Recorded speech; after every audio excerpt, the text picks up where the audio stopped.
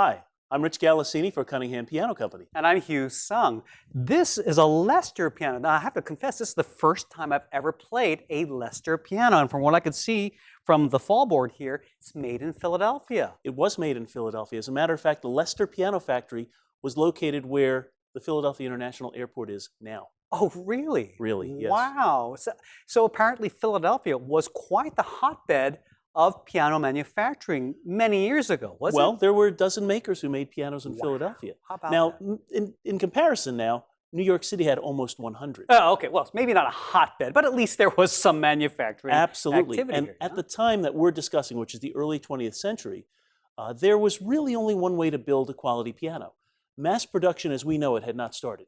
So an awful lot of pianos were made in small numbers, almost a cottage industry. So if you grew up in Philadelphia, if you lived in Philadelphia, most likely you would purchase a Philadelphia-built piano, How cool. like a Cunningham, like a Blasius, a Schumacher, or a Lester. These were the four biggest in Philadelphia. So how old is this Lester piano? Because it's been refinished, it's been rebuilt. Yes. It looks gorgeous. How So old is this piano has a really cool story, actually. Okay, cool. It's a 1920s piano. Right. However, we rebuilt this 10, 15 years ago. Ah, okay. And the family who had us rebuild it asked us to modernize it a bit. Oh, interesting. How Yeah. so? Well, this music rack is not the original music rack. Ah, okay. I don't know if the legs are original or not. But they're a classic spade foot, just like you would see, straight leg, as you see on many, many different types of pianos. But at this time, Lester had a hand-built instrument. And as we were restoring the instrument, the family did ask for a custom finish on the cast iron frame. This was something that they came up with. It was their Wow. idea. And you'll see that when we see the overhead. It's kind of cool. However, I have to tell you, Lester, after World War II, I have total respect for this change in the way that they did business.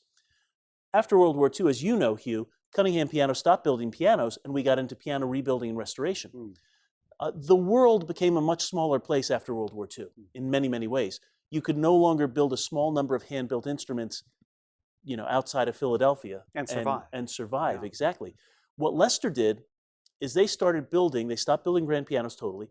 They started building a spinet piano called Lester Betsy Ross Spinet. Oh, And that piano was designed to be reasonably priced, be a workout piano that would just hold up to all gangbusters. And it was designed to last 25, 35 years. In today's marketplace, we think about it as an inexpensive keyboard or inexpensive digital piano. So now when people see these Lester Betsy Rosses, the last ones were built in 1960. They're now 57 years old. If someone sits down and says, oh my gosh, this is a horrible piano. Well, it is now. But I love the fact that were it not for Lester building the Lester Betsy Ross Spinets at that time, many pianists today would not be playing piano. Oh, interesting. They were shipped all over the nation. Wow. But I'm only bringing that up so we know that we're not confusing this hand-built grand piano with that Lester Betsy Ross Spinet. Gotcha. This is a whole different type of instrument, as you'll hear. Well, let's take a listen to this unique instrument. Absolutely.